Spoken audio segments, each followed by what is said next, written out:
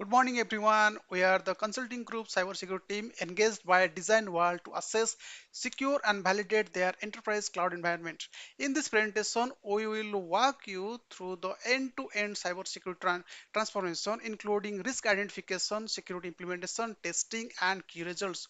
We will also highlight the lessons learned and how a structured, risk-driven approach helped transform Design World into a secure, resilient organization. This agenda slide outlines the structure of our presentation. We will begin with an introduction where we will highlight design world's key challenges and security gaps. Next, we will define the purpose of our engagement, focusing on how we approach securing the environment. We will then walk through our research and methodology, including vulnerability assessment and penetration testing. Following that, we will present our discussions and key findings showing how the implemented controls improve the overall security posture. Finally, we will conclude with lessons learned, highlighting a key insight and recommendations for future improvements. Introduction. Design World is a fast-growing multinational engineering firm that expanded rapidly without a structured IT or cybersecurity framework. As highlighted in the case study, their systems were highly decentralized, with employees using different tools and connectivity methods, which create significant security gaps. These weaknesses led to a serious consequences, including physical breakings and targeted cyber attacks, resulting in the theft of valuable intellectual property worth millions of dollars. This is not only caused financial loss but also disrupted business operations. Although a cloud-based solution was later implemented, it lacked proper security evaluation, testing, and documentation. Additionally, with a fully remote workforce relying on VPN access, the organization faced increasing exposure to threats such as unauthorized access and data breaches. Overall, Design World needed a structured risk-driven cybersecurity approach to secure its enterprise environment and protect its critical assets. The purpose of this engagement was to systematically assess and secure the design world enterprise cloud environment using a risk-driven cybersecurity approach. We began by identifying and prioritizing key risks, including unauthorized access, lateral movement, and data exposure based on vulnerability assessment and system analysis. Based on these risks, we implemented targeted and cost-effective security controls such as multi-factor authentication, network segmentation, patch management, and centralized monitoring. Our objective was not only to strengthen the system across the CIA triad, confidentiality, integrity, and availability, but also to validate the effectiveness of these controls through structured testing, including penetration testing and post-hardening assessment. Additionally, we ensured that all implementations were aligned with recognized industry standards such as NIST SP 800-171, NIST SP 853, and ISO 27001, enabling compliance, readiness, and long-term sustainability. Ultimately, this engagement aimed to transform digital world's security posture into a resilient, scalable, and continuously monitored enterprise environment. Thanks, Subrat. So this is Sajmal. I will walk you through the research phase of our project. So our research approach followed a structured and risk-driven methodology to ensure comprehensive security evaluation. We began with a vulnerability assessment using tools like Nessus and configuration reviews to identify weakness across the system. Next, we conducted penetration testing, simulating real-world attack scenarios to validate whether these vulnerabilities could be exploited.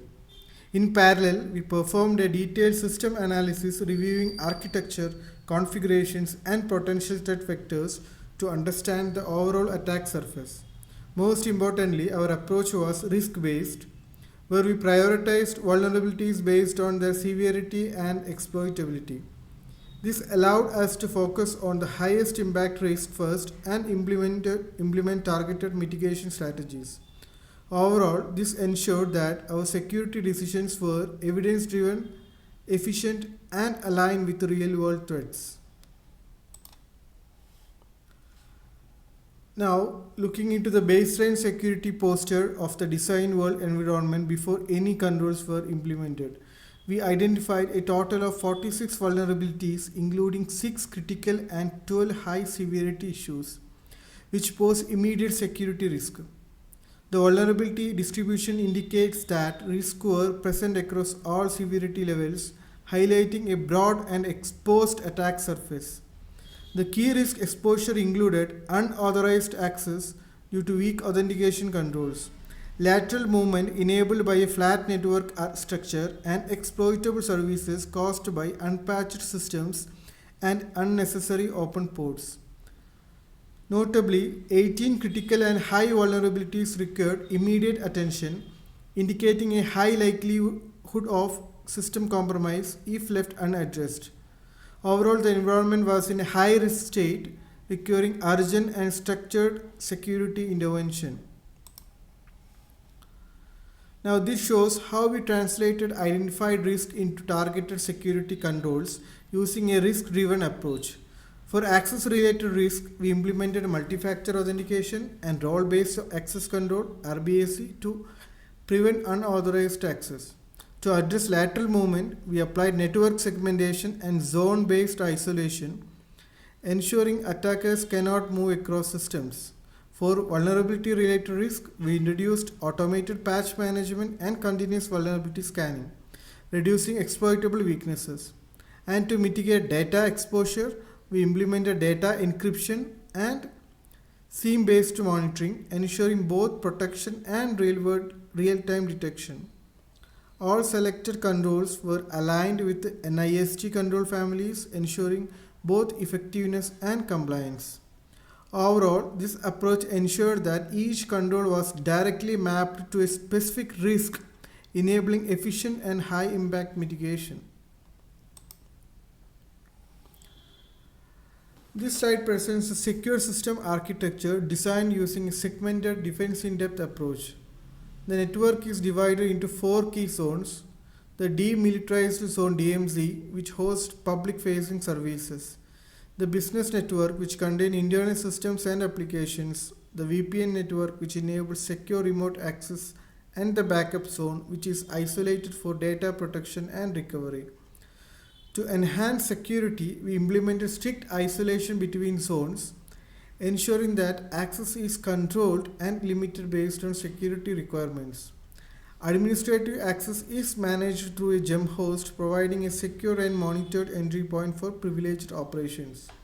The key design principle here is separation between public and internal systems, which significantly reduces the attack surface and limits the impact of potential breaches. Overall, this architecture ensures both security and operational efficiency in a distributed enterprise environment. Now we look into implementation of access control mechanism. This is aligned with our first hypothesis to prevent unauthorized access. We implemented a RBAC using Active Directory, ensuring users are granted only the permissions required for their roles, following the principle of least privilege.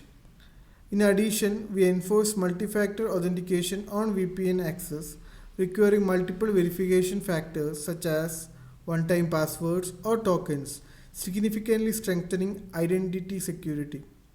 We also applied strong password policies, including complexity requirements, regular expiration, and password history enforcement.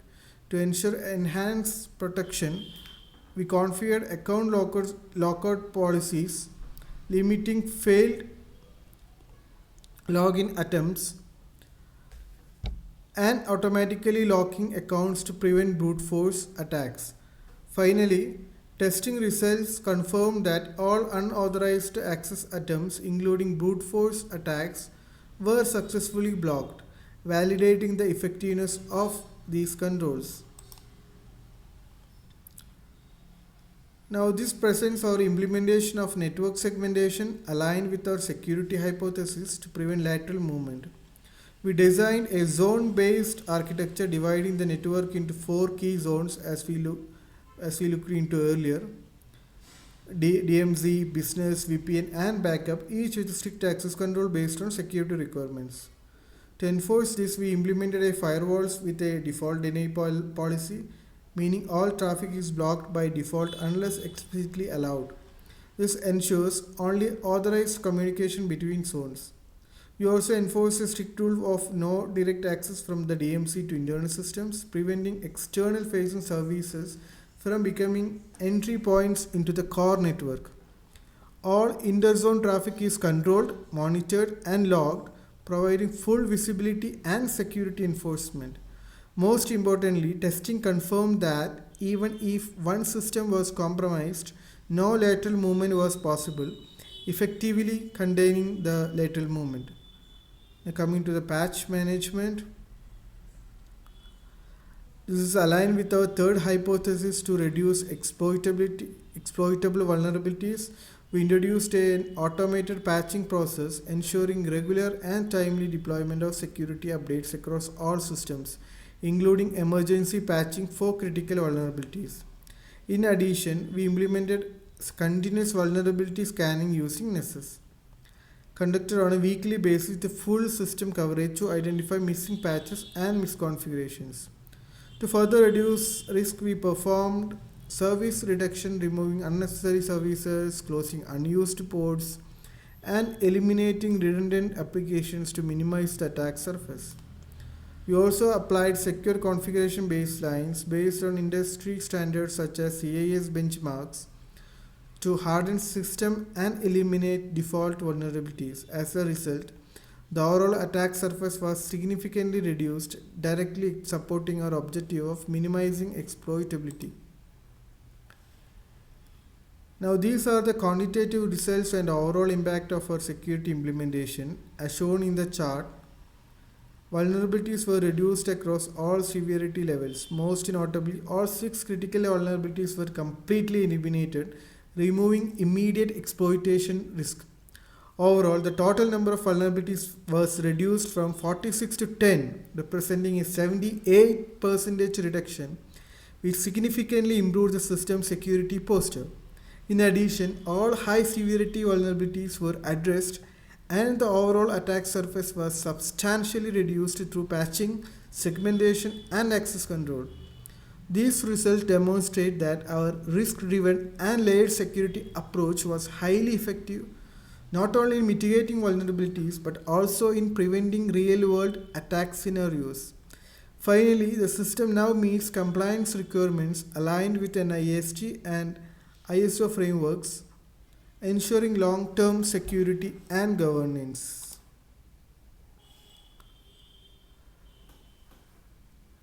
Now, as you can see, the reduction of vulnerability from 46 to 10, representing a 78% decrease, as I said earlier, indicates a substantial practical improvement in the overall security posture. This level of reduction significantly lowers the organization's exposure to potential cyber threats.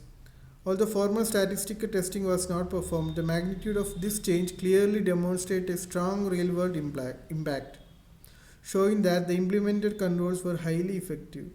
Additionally, all three key hypotheses were supported, like access control mechanism including MFA and RBAC successfully prevented unauthorized access in all test scenarios.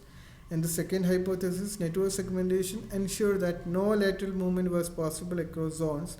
And third, patch management eliminated all critical vulnerabilities, reducing exploitability. Overall, these results confirm that our risk driven, layered security approach had a direct and measurable impact on reducing cybersecurity risk for the design world systems. Thanks, Subrat, for walking us through the research findings. Building on that, our discussion highlights a key insight that cybersecurity is most effective when approached as a layered strategy. From our implementation and testing, it is clear that no single control is sufficient to secure an environment. Instead, combining controls like MFA, network segmentation, and patch management creates a defense in depth model that significantly reduces risk. As, ref- as reflected in our results, this layered approach helped eliminate all critical vulnerabilities and achieve a 78% overall reduction in risk, demonstrating strong and effectiveness. Another important takeaway is that overlapping security controls improve resilience. Even if one control fails, others continue to protect the system, preventing issues like lateral movement or unauthorized access. Overall, this shows that modern cybersecurity is not about isolated solutions, but about integrating multiple controls into a cohesive and resilient architecture. Thank you.